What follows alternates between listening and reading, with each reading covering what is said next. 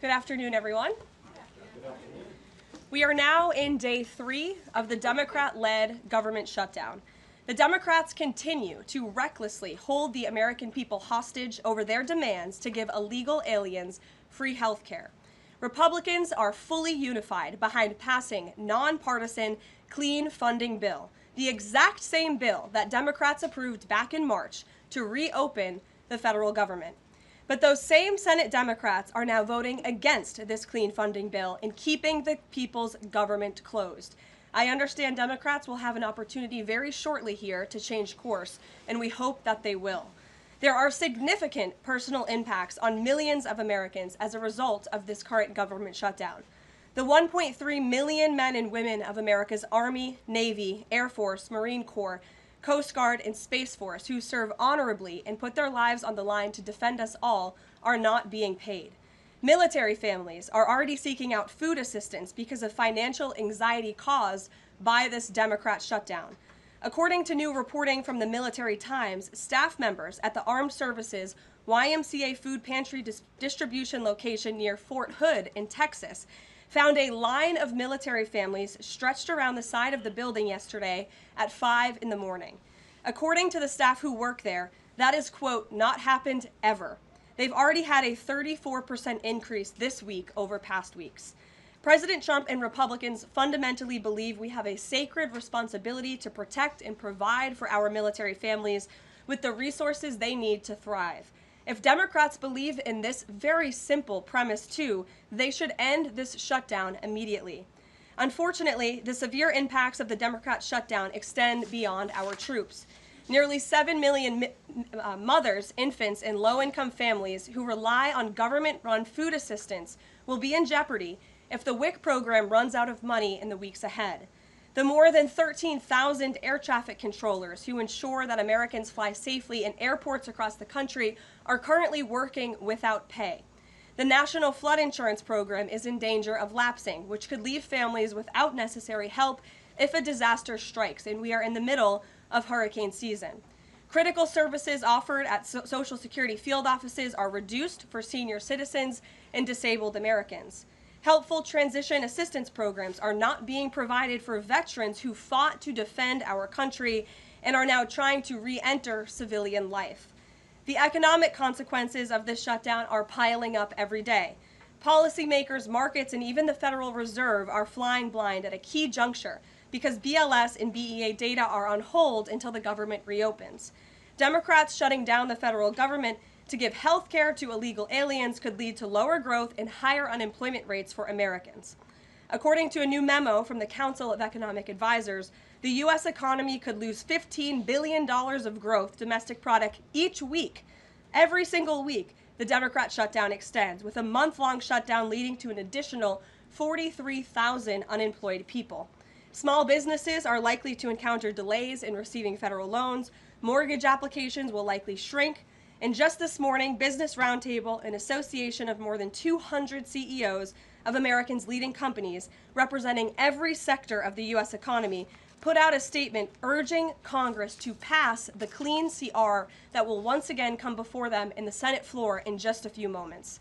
Quote, a fully functioning government is essential for American businesses, workers, and consumers, while policymakers continue working on a full-year funding package and other pressing issues. Again, that is a quote from the Business Roundtable. What's clear is that the Democrats' actions account to an intentional sabotage of our country and our people by shutting down our government. This madness must end. President Trump and Republicans are calling on Democrats to reopen the government immediately on behalf of the American public. All we need are 5 Democrat senators to do the right thing and to stop this shutdown. Call your Democrat senator and tell them to vote yes to reopen the government. On another matter, despite the Democrat shutdown, President Trump's efforts to make America safe again continue. President Trump believes that American cities should be the safest places on earth, and he is committed to making this a reality. We've already seen that President Trump successfully made D.C. safe again in only a few weeks. That same crime crackdown will continue to happen in cities across the country and is happening in Portland, Oregon. President Trump will end the radical left's reign of terror in Portland once and for all. The president has directed Secretary Hegseth to provide all necessary troops to protect war-ravaged Portland and any ICE facilities under siege from attack by Antifa and other left-wing domestic terrorists. What's been allowed to happen in Portland, and we saw disturbing video footage of this last night, this is not peaceful protesting, this is left-wing anarchy that has been destroying this great American city for years, leaving police officers battered, citizens terrorized, and business properties damaged. Since early June alone, Antifa terrorists have laid siege to the ICE field office in South Portland. These radical left-wing lunatics have violently breached the ICE facility by using a stop sign as a battering ram, hurled explosives and other projectiles at law enforcement, repeatedly assault and dox officers, berate their law-abiding neighbors, and have even rolled out a guillotine in front of the ICE facility. And more people should be reporting on that. President Trump has sent federal law enforcement to protect federal assets and arrest those fueling this violence. Just last night, we saw an extremely troubling incident where conservative journalist Nick Sorter was captured on video being taken into custody by the Portland police after he was ambushed by Antifa and was defending himself from these assaults. But instead of arresting these violent mob members night after night after night who are ravaging this community, the police arrested a journalist who was there trying to document the chaos, and everyone in this room should be extremely concerned about that. The Department of Justice spoke with that journalist this morning, and they will be launching a full investigation into his arrest. This incident is part of a troubling trend in Portland where left-wing mobs believe they get to decide who can visit and live in their city. It is not their city. It is the American people's city, and President Trump is going to restore that. I just spoke with the president about this, and he has directed his team here at the White House to begin reviewing aid that can potentially be cut in Portland. We will not fund states that allow anarchy. There will also be an additional surge of federal resources to Portland immediately, including enhanced CBP and ICE resources. Law and order will prevail, and President Trump will make sure of it. With that, I'll take your questions, and we will begin today's briefing with our new media seat, Amanda Head from Just the News. Amanda, thank you for being here. Thank you, Caroline. On that most recent topic that you mentioned, reportedly Portland police have not been able to engage protesters to the degree that they normally would. Does the president plan on handling this from that angle as well with city leaders? Yes.